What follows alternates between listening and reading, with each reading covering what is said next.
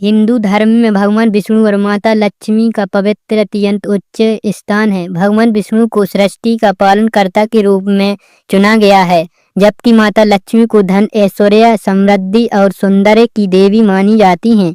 इन दोनों की जोड़ी को नित्य युगल कहा जाता है, अर्थात वे अनादि काल से साथ हैं और सृष्टि के संतुलन हेतु कार्यरत रहते हैं। इस विस्तृत कथा में हम भगवान विष्णु और माता लक्ष्मी के जन्म, उनके विभाजन रूपों, उनके विवाह और उनके द्वारा किए गए महत्वपूर्ण विस्तार से जानेंगे। माता लक्ष्मी का जन्म समुद्र मंथन से। पुराणों के अनुसार जब देवता और असुर अमृत प्राप्ति के लिए समुद्र मंथन कर रहे थे, तब उस मंथन से 14 रत्न निकले, जिनमें एक थी माता लक्ष्मी। जब वे प्रकट हुई तब उनके हाथों में कमल था, वे सफेद वस्त्रों में थीं और उनका सौंदर्य अनुपम था। सभी देवताओं और असुरों की दृष्टि उन पर टिक गई, परंतु लक्ष्मी ने स्वयं भगवान विष्णु को वर के रूप में चुना। तब से वे उनकी पत्नी बन गईं और वैष्णव शक्ति कही जाने लगी। जब भगवान विष्णु त्रिदेवों में से एक हैं, ब्रह्मा, विष्णु, महेश। जहाँ ब्रह्मा सृष्टि के रचयिता हैं, महेश शिव और संहार करता है, वही विष्णु पालन करता है।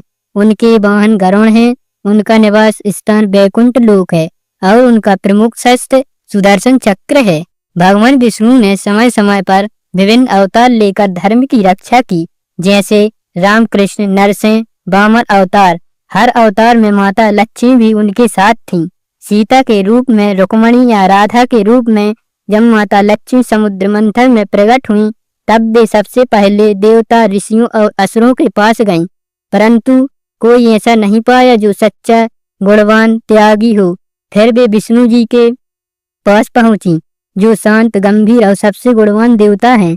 भगवान विष्णु उस समय अपने ध्यान में लीन थीं, लेकिन जब उन्होंने लक्ष्मी को देखकर उनका स्वागत किया, दोनों एक दूसरे को स्वीकार किया। देवता की उपस्थिति में उनका विवाह संपन्न हुआ था। यह विवाह केवल एक सामाजिक बंधन नहीं था, बल्कि यह एक धर्म और धन के संतुलन का प्रतीक है। माता लक्ष्मी का स्वरूप और पूजा। माता लक्ष्मी के 8 रूपों के अष्टलक्ष्मी कहा जाता है। धन की लक्ष्मी, धन्य लक्ष्मी, विद्या लक्ष्मी, गजल लक्ष्मी, संतान लक्ष्मी, विजय लक्ष्मी, धैर्य लक्ष्मी और राज्य लक्ष्मी। हर रूप के जीवन में किसी न किसी महत्वपूर्ण पक्ष से जुड़ा है। धन लक्ष्मी समृद्धि और सोना, विद्या लक्ष्मी शिक्षा और ज्ञान, गजल लक्ष्मी पशुधन, राज्य लक्ष्मी संता और सम्मान। लक्ष्मी पूजा विशेष रूप से दीपावली पर की जाती है। इस दिन लोग घर में साफ सफाई करते हैं, दीप जलाते हैं, लक्ष्मी का स्वागत करते हैं। और जब एक बार भगवान विष्णु शेषनाग पर बैठे बैठे बोर हो गए और उन्होंने धरती पर घूमने का विचार मन में आया। वैसे कई साल बीत गए थे। धरती पर आए और वह अपनी यात्रा की और तैयारी में लग गए। जब स्वामी को देखकर लक्ष्मी माँ ने पूछा, आज सुबह सुबह कहाँ जाने की तैयारी हो रही है? जब भगवान विष्णु ने कहा, हे लक्ष्मी माँ, धरती लोक पर घूमने जा रहा हूँ, तो कुछ सोचकर लक्ष्मी ने कहा, हे देव, क्या मैं भी आपके साथ चल सकती हूँ? भगवान विष्णु ने 2 पल सोचा, फिर कहा, एक शर्त पर तुम मेरे साथ चल सकती हो। तुम धरती पर पहुंचकर उत्तर दिशा की ओर बिल्कुल मत देखना। इसके साथ ही माता लक्ष्मी ने कहा अपनी साथ, और सुबह सुबह माँ लक्ष्मी और भगवान विष्णु पर पहुंच गए। अभी सूर्य देवता निकल रहे थे।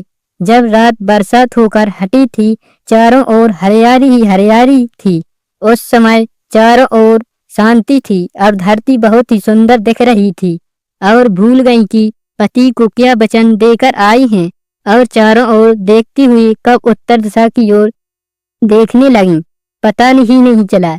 उत्तर दिशा में माँ लक्ष्मी को एक बहुत ही सुंदर बगीचा नजर आया था और उस तरफ से भीगी भीगी खुशबू आ रही थी और बहुत ही सुंदर सुंदर फूल खिले थे। यह एक फूलों का खेत था और माँ लक्ष्मी बिना सोचे समझे उस खेत में गईं और एक सुंदर सा फूल तोड़ लाईं। लेकिन यह क्या, जब माँ लक्ष्मी भगवान विष्णु के पास वापस आई तो भगवान विष्णु की आंखों में आंसू थे और भगवान विष्णु ने माँ लक्ष्मी को कहा, कभी भी किसी से बिना पूछे उस कुछ भी नहीं लेना चाहिए, और साथ ही अपना वचन याद दिलाया। माँ लक्ष्मी को अपनी भूल का पता चला तो उन्होंने भगवान विष्णु से इस भूल की माफी मांगी।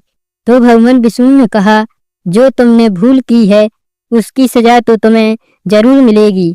जिस माली के खेत में तुमने बिना पूछे फूल क्यों तोड़ा, और अब यह एक प्रकार की चोरी है। इसके लिए अब तुम 3 साल तक माली के घर नौकर बनकर रहो। उसके बाद मैं तुम्हें बैकुंठ में वापस बुलाऊंगा। माँ लक्ष्मी ने भी चुपचाप सर झुकाकर हाँ कह दिया और माँ लक्ष्मी एक गरीब औरत का रूप धारण करके उस खेत के मालिक के घर गई। घर की एक झोपड़ी थी और मालिक का नाम माधव था। माधव की पत्नी 2 बेटे और 3 बेटियां थीं। सभी उस छोटे से खेत में काम करके किसी तरह से गुजारा करती थी। माँ लक्ष्मी जब एक साधारण और गरीब औरत बनकर जब माधव की झोपड़ी पर गईं, तो माधव ने पूछा, बहन तुम कौन हो और इस समय तुम क्या चाहिए? तब माँ लक्ष्मी ने कहा, एक गरीब औरत हूँ, मेरी देखभाल करने वाला कोई नहीं है, कई दिनों से खाना भी नहीं खाया, मुझे कोई भी काम दे दो, साथ में तुम्हारे घर का काम भी कर दूंगा, बस मुझे अपने घर में एक कोने में आसरा दे दो। जब माधव बहुत ही अच्छे दिल का मालिक था, उसी दया आ गई, लेकिन उसने कहा, बहन मैं तो बहुत ही गरीब हूँ, मेरी कमाई से मेरे घर का खर्च भी नहीं चलता, लेकिन अगर मेरे 3 की जगह 4 बेटियां होती तो मैं गुजारा करता। अगर तुम मेरे बेटी बन जाओ, जैसे रूखा सूखा हम खाते हैं उसमें खुश रह सकती हो। हाँ तो बेटी अंदर आ जाओ। माधव ने माँ लक्ष्मी को अपनी झोपड़ी में शरण दे दी। माँ लक्ष्मी 3 साल उस माधव के घर पर नौकरानी बनकर रहीं। जिस दिन माँ लक्ष्मी ने माधव के घर आई थी, उसके साथ दूसरे दिन ही माधव को इतनी आमदनी हुई कि फूलों से की शाम को एक गाय खरीद ली और फिर धीरे धीरे माधव ने काफी जमीन खरीद ली और सबने अच्छे अच्छे कपड़े बनवा लिए। जब बेटी और बीवी ने गहने भी बनवा लिए थे, अब मकान भी बहुत बड़ा बनवा लिया था। माधव हमेशा सोचता था कि मुझे यह सब इस महिला के आने के बाद मिला है।